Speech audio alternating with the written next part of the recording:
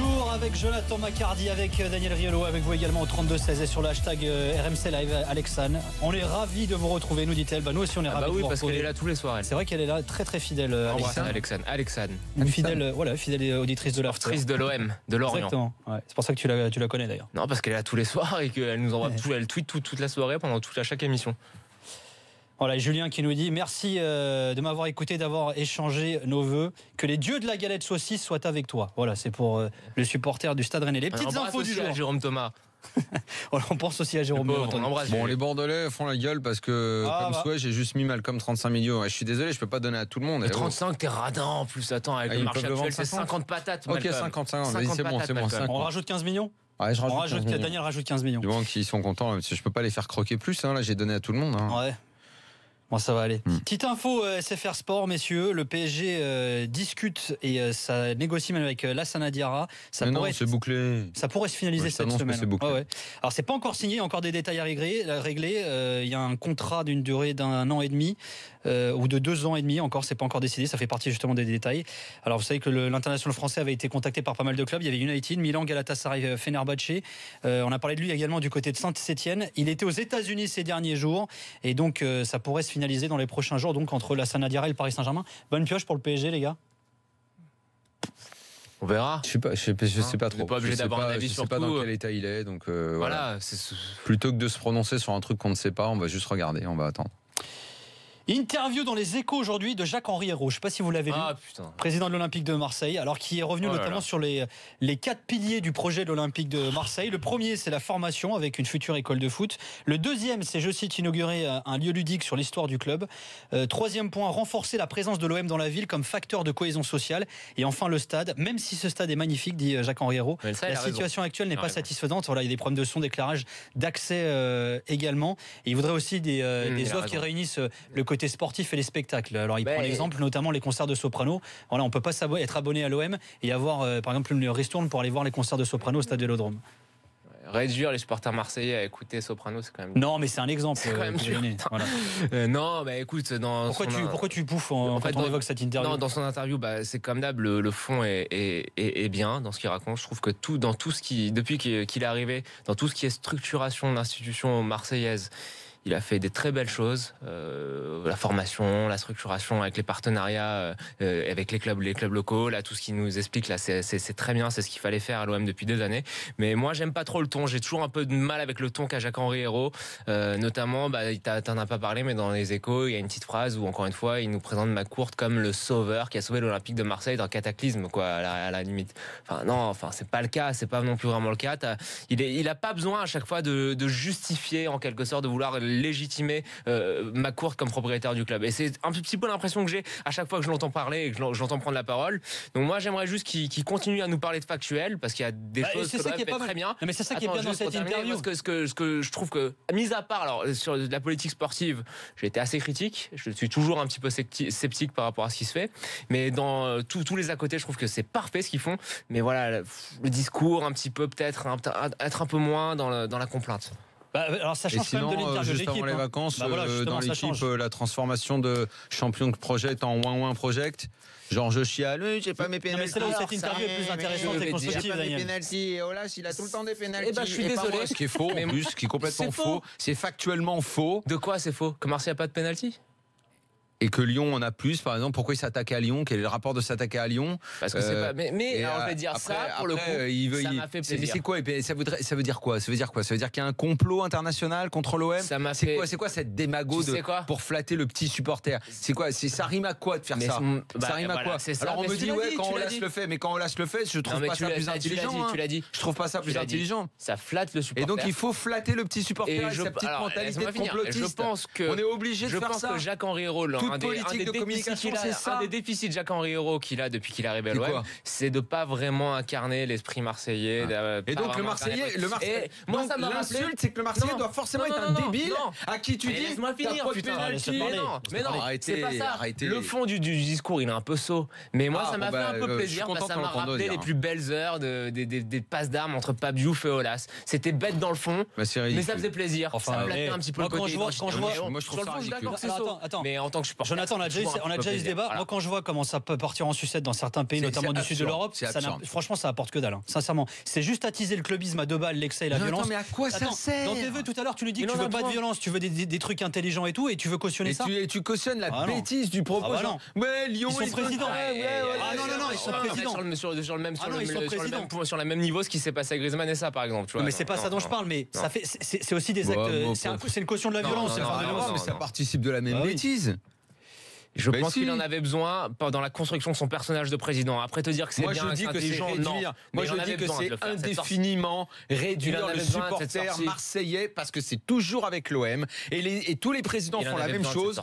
C'est tout le temps l'impression que le supporter marseillais par essence doit être un teubé du comptoir que tu entretiens dans la victimisation permanente de tout le monde nous en veut et de on dérange.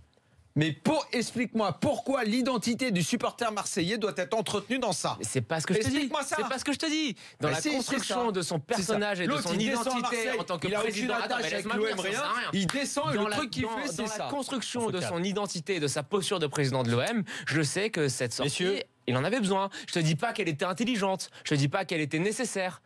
Messieurs, accueillons Hicham, supporter de Marseille. On va voir ce qu'il en pense. Tiens, Hicham, justement. Salut Hicham. Bonsoir. Meilleur vœu, Hicham. Meilleurs vœux à vous tous, les gars. Voilà, une belle année à toi, la santé, tout ça, Hicham. Alors, t'en penses quoi, toi, de cette interview de Jacques-Henri Hérault?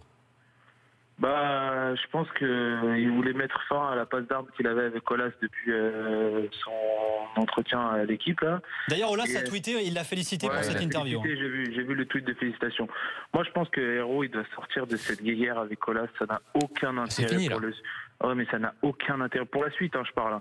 Pape Diouf, c'était un spectacle. Dacier, c'était un spectacle. Non, Dacier, c'était rien du tout. Dacier, il y a eu quand même des petites frictions. Maintenant, moi, je pense que pour l'intérêt du club, pour l'intérêt de l'OM, faut sortir de ces guéguerres. Olas, ça fait 15 ans qu'il est champion en communication. Il est champion de France en communication. Faut sortir de ça.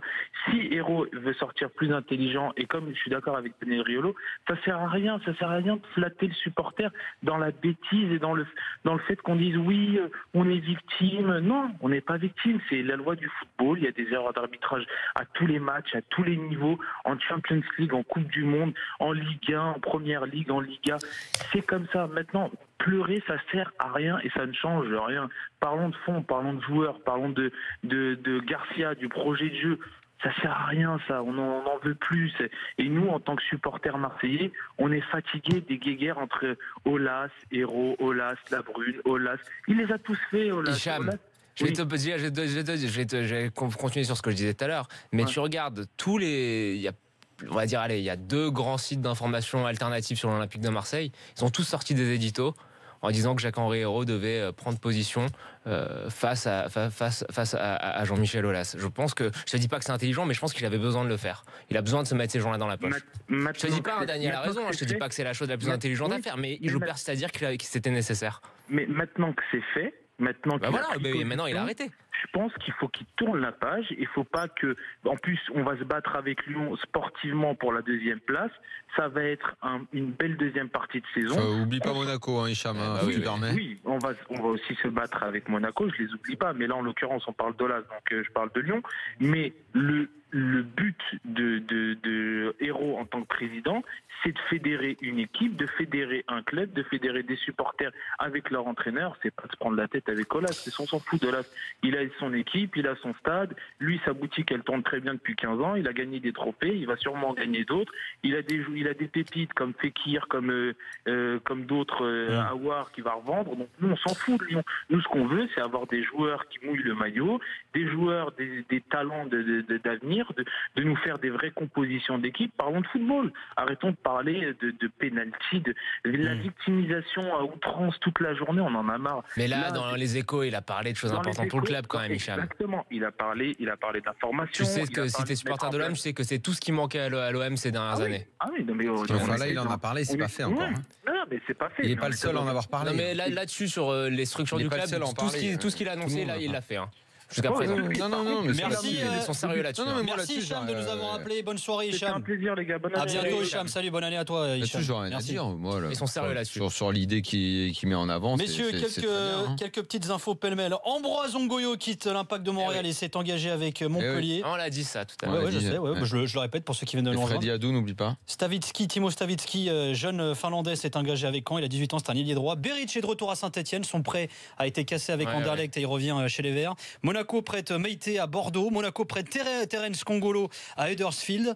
Le Talek ne reviendra pas en France. Il n'a pas trouvé d'accord avec Orléans. Voilà, c'est une info du Républicain du Centre. Freddy Adu. Alors vous vous souvenez de lui très certainement, qui était passé par Monaco. Le nouveau Pelé, c'est ainsi qu'on l'avait surnommé quand il avait démarré en pro. C'était le plus jeune pro à l'époque de l'histoire du foot. À 14 ans MLS. Et il va découvrir très certainement le 9e pays différent de sa carrière. En Détroit suédoise, il va très certainement signer. C'est une info d'Alphonse Bladette. Voilà, il va peut-être signer au Oscar Schanz Aika.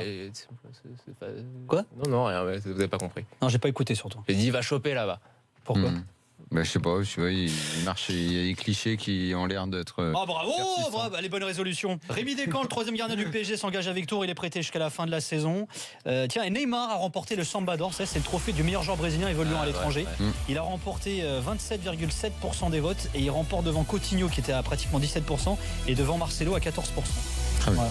Et Ousmane Dembélé a repris avec le Barça aussi. Voilà, ça c'est important. Il est apte là, non ? Oui, il est revenu après 3 mois et demi d'absence. C'est le Barça qui a balancé l'info aujourd'hui sur son compte Twitter. Ils avaient l'air contents, les Catalans, tu m'étonnes. Merci messieurs. À demain. À demain messieurs. Voilà, on sera là demain. Arsenal-Chelsea.